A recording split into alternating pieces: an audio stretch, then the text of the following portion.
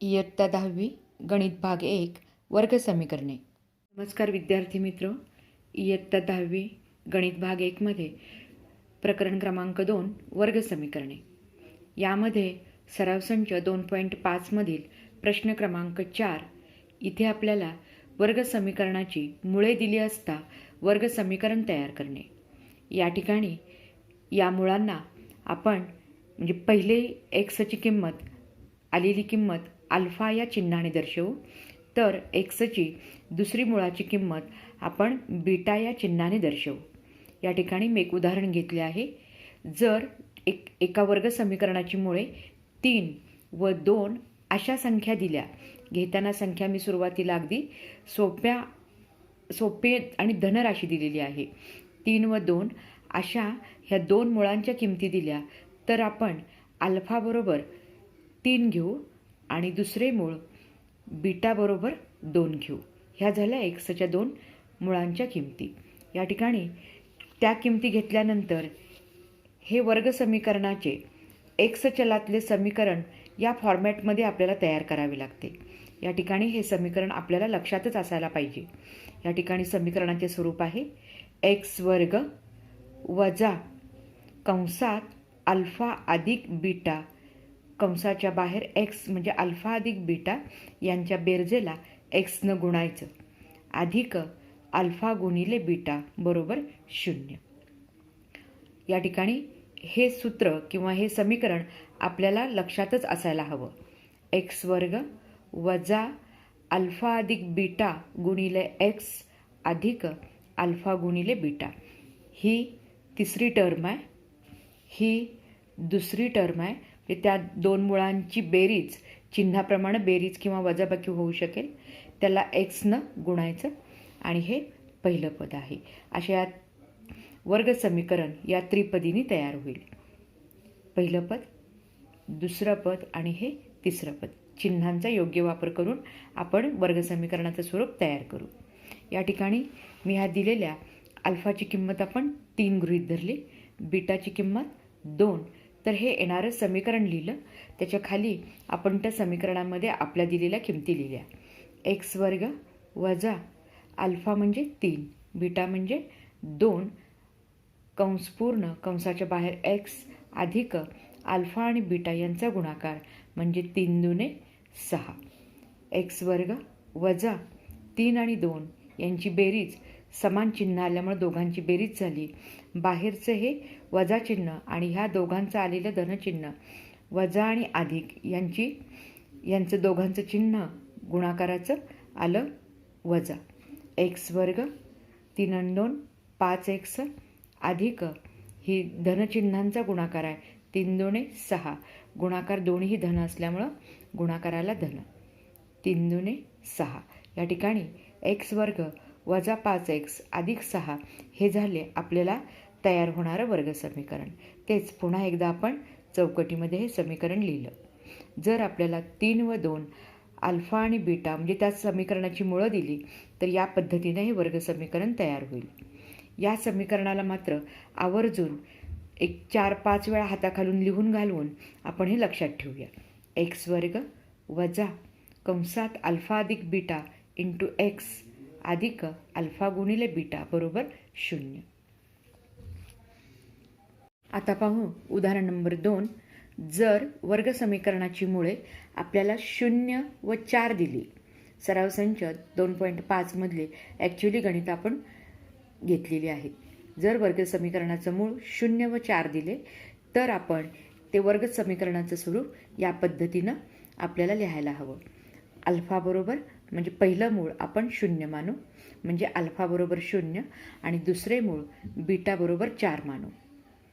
हे स्टँडर्ड किंवा हे फॉर्मॅटमधले आपले समीकरण किंवा सूत्र. एक्स वर्ग वजा अल्फा अधिक बीटा इंटू एक्स अधिक अल्फा गुणिले बीटा बरोबर 0. आता या ठिकाणी किमती लिहिल्या आपण.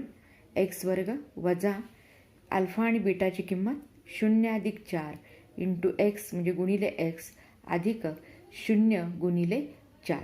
ज्या काही किमती दिल्या त्या ठिकाणी योग्य ठिकाणी ठेवूया. या ठिकाणी 0 आणि 4 यांची बेरीज येणार फक्त 4. या दोघांच्या बेरजेचं चिन्ह धन आणि बाहेरचं चिन्ह ऋण, ऋण आणि धन यांचा गुणाकार हा ऋण येणार. म्हणून मिळालेलं समीकरण आणि महत्त्वाचं 0 आणि 4 यांचा गुणाकार 0च येणार. आणि शेवटी एक्स वर्ग वजा 4x अधिक 0 बरोबर 0. हे झालं एक वर्ग समीकरणाचं स्वरूप. हे मात्र आपल्याला लक्षातच ठेवावं लागणार आहे. हे स्टँडर्ड फॉर्मॅट आपल्या लक्षात असायला हवं. म्हणजे अल्फा आणि बीटा यांच्या किमती दिल्या की आपण ह्या सूत्रामध्ये या समीकरणामध्ये ठेवू. पुन्हा पुन्हा मी तेच सांगते. आता आणखी एक उदाहरण पाहू. दिलेलं उदाहरण आहे किंवा मुळांच्या किमती दिल्यात 1/2 आणि वजा 1/2. आपण अल्फा बरोबर 1/2 आणि बीटा बरोबर वजा 1/2 मानू. ही एक 2 मुळं. वर्ग समीकरणाचं हे स्वरूप. यामध्ये आपल्या योग्य किमती एक्स वर्ग वजा 1/2. इथं बेरीज करूया म्हणतो, पण बीटाचं चिन्ह ऋण आल्याने या दोघांमधलं चिन्ह ऋण झालं. अल्फाची किंमत 1/2, बीटाची किंमत ऋण 1/2, त्यामुळं वजाबाकीची मांडणी झाली. इंटू एक्स अधिक अल्फा गुणिले बीटा म्हणजेच 1/2 गुणिले वजा 1/2 बरोबर 0. या ठिकाणी या कंसाची किंमत राशी त्याच, पण एकाचं चिन्ह धन आणि एकाचं चिन्ह ऋण, त्या ठिकाणी होणार वजाबाकी आणि वजाबाकी येणार 0. 0ला गुणलं तर गुणाकार 0च. ठीक आहे. आता आपण तिसऱ्या राशीचा विचार करू. या ठिकाणी 1/2 गुणिले वजा 1/2 यांचा गुणाकाराला भिन्न चिन्हांचा गुणाकार नेहमी ऋण येतो. या ठिकाणी भाग लागणार नाही आहे कुठं, ॲक्च्युली गुणाकार करायला हवा. 1/2 गुणिले 1/2 यांचा गुणाकाराला 1/4. 1 गुणिले 1 एकच आणि 2 गुणिले 2 गुणाकाराला 4. गुणाकार येईल टोटल ऋण 1/4. पण हे बाहेरचे अधिक किंवा धनचिन्ह आणि हे आलेल्या गुणाकाराचं ऋणचिन्ह, भिन्न चिन्हांचा हा गुणाकार येणार ऋण. आणि शेवटी आपल्याला ह्या दोघांची किंमत पाहिली आपण 0 आली. त्यामुळे येणारं समीकरण एक्स वर्ग वजा 0x वजा 1/4 बरोबर 0. जरी अपूर्णांक आला तरी न घाबरता आपण योग्य त्या ठिकाणी योग्य किमती ठेवून योग्य क्रिया करून आपण वर्ग समीकरणाचे स्वरूप लक्षात घेऊ. आता आणखी एक उदाहरण आपण सरावामध्ये लक्षात घेऊ की ह्या अपरिमेय संख्या आल्या की आपल्याला भीती वाटते, पण घाबरण्याचं काही कारण नाही. जशा आपण आधीच्या किमती ठेवल्या त्याच पद्धतीनं यांचीही मांडणी करायची आहे. पाहूया. 2 वजा करणीचिन्हात 5 म्हणजे आपण आपलं पहिलं मूळ अल्फा मानू आणि 2 अधिक करणीचिन्हात 5 दुसरे मूळ म्हणजे बीटाची किंमत मानू. आता हे दिलेलं आपलं सर्वसामान्य समीकरण एक्स वर्ग वजा अल्फा अधिक बीटा कंसाच्या बाहेर एक्स अधिक अल्फा गुणिले बीटा बरोबर 0. ही त्रिपदी. किमती ठेवू आपण. एक्स वर्ग बाहेरचं हे वजा चिन्ह, ह्या अल्फा बीटाच्या किमती आपण इथं ठेवल्या. अधिक चिन्ह असल्यामुळं इथं कंस नाही घातला, कोणताच बदल होत नाही अधिक चिन्हामुळं. अल्फाची किंमत आहे 2 वजा करणीचिन्हात 5 अधिक 2 अधिक करणीचिन्हात 5 ह्या कंसात लिहिल्या राशी बाहेर एक्स अधिक अल्फा गुणिले बीटा, त्याच ह्या अधिक आणि वजा राशीच्या किमती मी इथं गुणाकाराच्या रूपात लिहिल्या. अल्फा गुणिले बीटा या ठिकाणी गुणाकार चिन्ह आहे बरोबर 0. पण या अल्फा गुणिले बीटाचं जर स्वरूप बघितलं तर ही द्विपद राशी आहे आणि द्विपद राशींच्या मध्ये राशी त्याच, मात्र एकदा चिन्ह अधिक आणि एकदा वजा किंवा वजा आणि अधिक. तर या ठिकाणी आपल्याला एक नित्य समीकरण आठवायला हवं. ए वर्ग वजा बी वर्ग बरोबर ए अधिक बी आणि ए वजा बी. या ठिकाणी हा विस्तार दिला आहे तर ह्याचा आपण मूळरूप लक्षात घेऊ, कारण ह्याचा वापर आपल्याला पुढं उदाहरण सोडवायला करायचा आहे. ठीक आहे. आपण पूर्ण उदाहरण लक्षात घेऊ. एक्स वर्ग या ठिकाणी राशीचं निरीक्षण केलं तर हे -2 आणि या ठिकाणी दिसणारे त्यासारखेच -2, ह्या दोघांचं चिन्ह समान आल्यामुळं बेरीज झाली 2 आणि 2 4.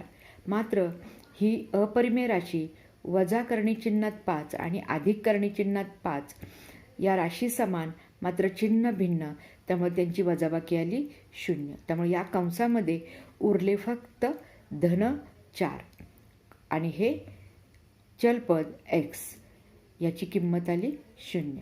इथे पहा x वर्ग वजा या कंसातली किंमत आली 4x, म्हणून ही टोटल राशी झाली ऋण 4x.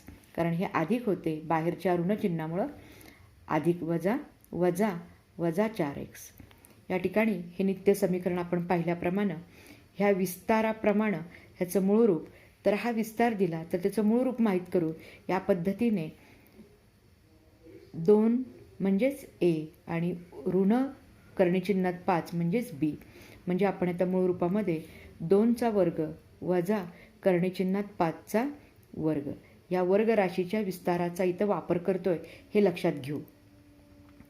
या ठिकाणी 2चा वर्ग प्लेन 4 आणि करणीचिन्हात 5चा वर्ग फक्त 5. आता हे कसं येतं आपल्याला आपण खूप वेळा बघितलेलं आहे. करणीचिन्हात 5चा वर्ग बरोबर करणीचिन्हात 25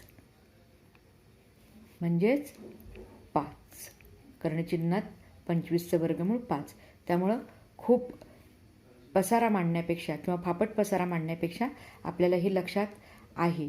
करणीचिन्हात 5चा वर्ग केला तर फक्त करणीचिन्हातली मूळ राशी येते. कशी येते ते आपण पुन्हा वारंवार पाहतो. या ठिकाणी तिसरं पद 4 वजा 5. या ठिकाणी गुणाकार करता करता आपण नित्य समीकरणाच्या आधाराने इथंपर्यंत पोहोचलो. या ठिकाणी आपलं मूळ स्वरूप x वर्ग वजा 4x कंसात 4 वजा 5 x वर्ग वजा 4x, ह्या दोघांची भिन्न चिन्ह आल्यामुळे वजाबाकी आणि मोठ्या संख्येचं चिन्ह उरलेल्या वजाबाकीला 4 वजा 5 वजाबाकी आली वजा 1. या ठिकाणी x वर्ग वजा 4x अधिक वजा वजा म्हणजे वजा 1, म्हणून ते वर्ग समीकरण मिळाले x वर्ग वजा 4x वजा 1 बरोबर 0. अशा पद्धतीनं या ठिकाणी हा प्रश्न क्रमांक 4 आपल्या लक्षात आलेला आहे.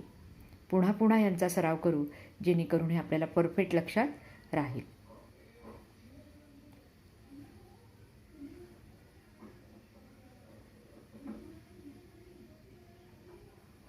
नित्य समीकरणाचे योग्य वापर आलेले हे वर्ग समीकरण